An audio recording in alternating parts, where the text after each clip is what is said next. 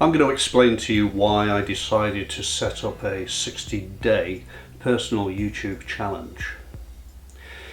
The reasons were several, so I'll try to itemize them as I go. The first one was purely selfish. I wanted to clock up as many downloads as I could in order to field my goods out into the YouTubiverse. I wanted the algorithm to notice that I was alive. The advice is that you should post at least 100 times before the algorithm will even notice your presence. The way that the algorithm works is that it will put out your information in front of interested parties in the hope that they are going to watch, view all the way through to the end.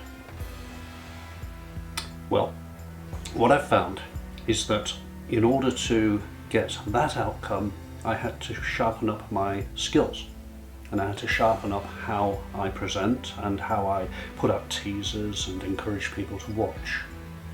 I am a work in progress, but the reason that I decided to put out a 60-day challenge to myself was that I felt that I wasn't going to improve unless I committed myself. The commitment I've made has already yielded lots of really positive results, and I would strongly advise anybody who wants to get into YouTubing to try something similar. A lot of the people out there who are more knowledgeable than I am about this subject will say set up a cadence which you can maintain, and for many people that may be once a week. But imagine, it's going to take you 2 years to get 100 posts out.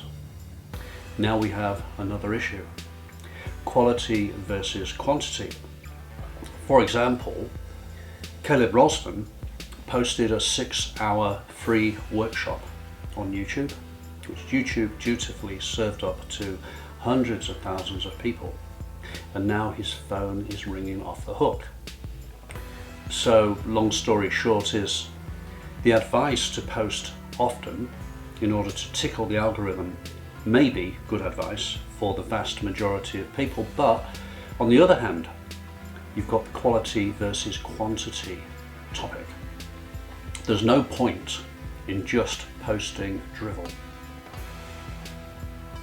That said, it is a difficult skill to develop.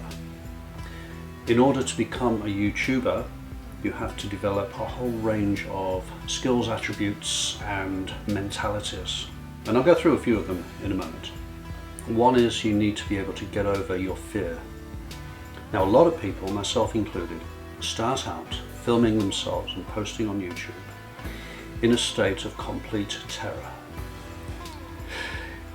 And I say this even as somebody who has performed live as a singer and entertainer for many years. There's something very different about staring into a lens which is giving you no response back whatsoever, and holding your composure. Now, the mythology is that you're going to go viral, and you're not. So here's the good news. If you decide to set up your YouTube channel, unless there is an act of God or a thunderbolt of some kind, you are going to spend a lot of your early times in complete obscurity. You know, if we're going to make lemonade out of lemons, let's face it, this is a good place to be while you are learning your chops. You may start posting into YouTube because you have a thought for the day, or you have something you want to get off your chest, and that's great and that's beautiful, but you can't sustain that kind of output. Eventually, you will have to develop the skills of scripting, of organizing your thoughts, of being able to itemize and recount information in a logical sequence. If you already have that ability because it's part of your work, then that's great. I'm fortunate in this respect because I am an educator, and so I am not unused to standing in front of people and itemizing and reeling off information. But for YouTube purposes, you have to learn how to be able to script and prepare yourself before you sit down. Most YouTubers will start with the very basic equipment. And the very basic equipment, I say basic, I mean technologically it's just incredible when you think about it. But let's call it basic. Your smartphone, your iPhone or your Android phone has all of the capacity, availability, portability for you to be able to record adequate videos on it. Phase 2, where I am at the moment, is that you may use your music stand in order to put your script before you. You may purchase a second-hand video camera, or in my case I purchased a Canon D100, which was a compromise. I wanted the D400, but because it has the door, which you can turn, I can see myself recording.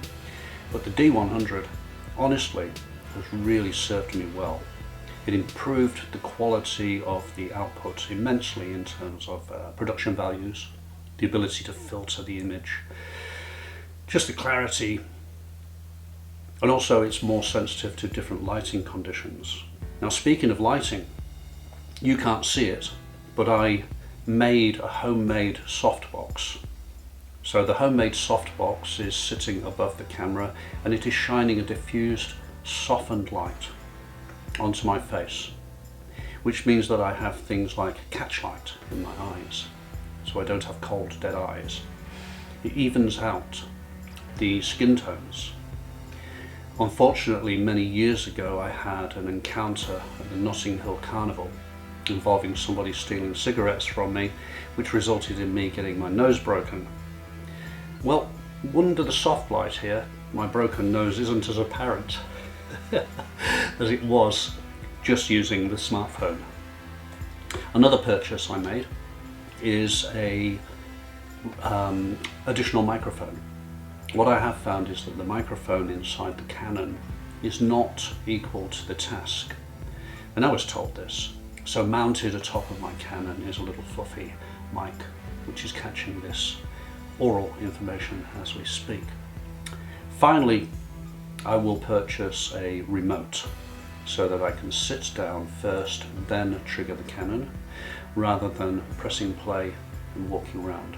I have an old stand / tripod that I use, and yeah, that's it.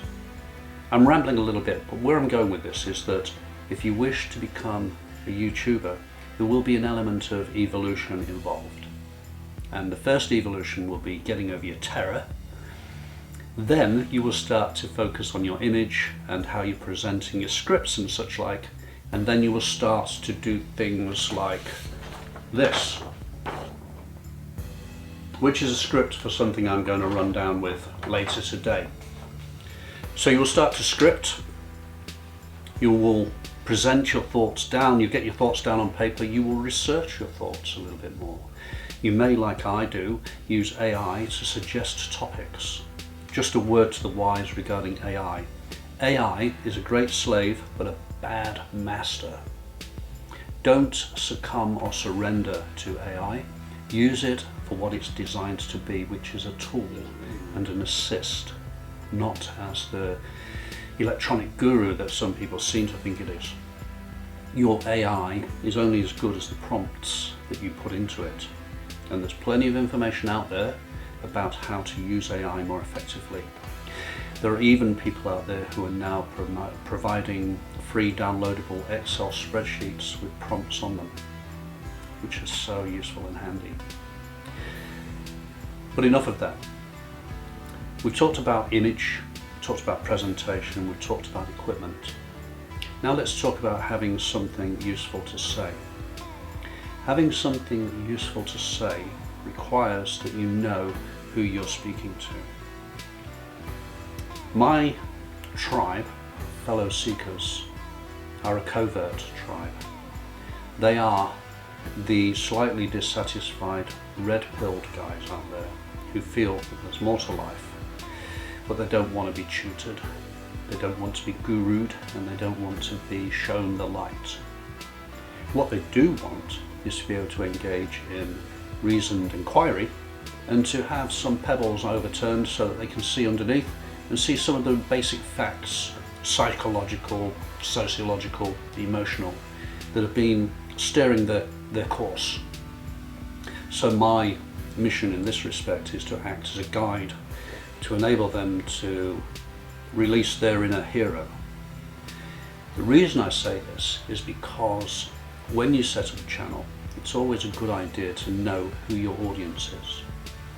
I could be talking to everybody in the world right now. Actually, I am talking to everybody in the world right now. However, the algorithm, the audience, the interest groups, the people out there who are casually scrolling YouTube are not going to be listening to me if I'm just going to vomit information pointlessly.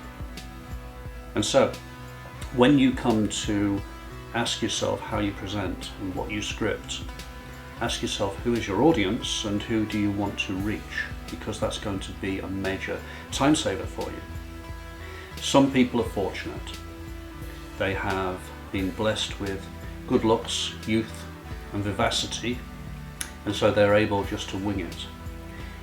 They may even go viral, but one of the worst curses of the social media creator is to go viral and not have any means to follow up. So when we go back to the idea of doing your chops, learning your chops anonymously, this is why it is good to use your actual output as your metrics. Use the amount of times you can post meaningful material as your metric, not the amount of people who are watching or the amount of likes or even the amount of comments. Because as things stand right now, I'm getting 0 comments, maybe 1 or 2 views, 16, 20 views tops, and that's cool because I'm not doing it for approval. If I were doing this for approval, then I would be a basket case by now, and I might be using all of this second-hand equipment to announce my retirement, suicide or whatever, but I'm not. I might bleep the word suicide out. Oh, now I've got to do it again. Do you get my point? Are you understanding where I'm coming from here? If you're just going to engage in YouTubing as a vanity metric, you're going to be sorely disappointed. And I don't care how hot, young or vivacious you are, because the likes and the uptakes and the comments are never going to satisfy you if the reason you're doing it is to massage your own vanity or your ego. So long story short, I'm kind of halfway through my 60-day daily postings. On day 1, it would have been borderline impossible for me to sit down and just riff in front of a camera like I am today. So what does that tell you? What does it tell you about the number of times you post and how having a daily regime like this can actually improve your output, the quality of your output, and the depth of commentary that you can offer, as well as the kinds of confidence you can project into the lens. I shudder to contemplate where I'm going to be after 60 days. Be up there with Mr. Beast or something. So, long story short, thank you for listening and thank you for watching, fellow seeker. I just thought I'd use this as an opportunity to share some ideas. This is like a video diary, if you like, and of course I'm breaching YouTube code number 1 there.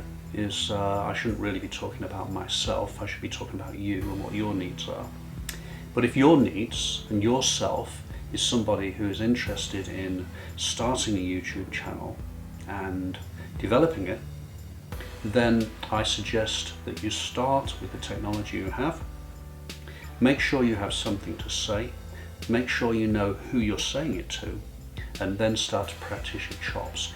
Aim for your first 100 outputs. Don't aim for your first 100 likes or your first 100 comments or your first 100 views. Make your output your metric.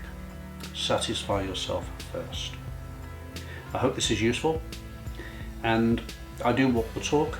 Whatever it is you dare to dream, do it now. I think that's the mantra. I'm usually better than that. Anyway, peace out. I'll catch you next time.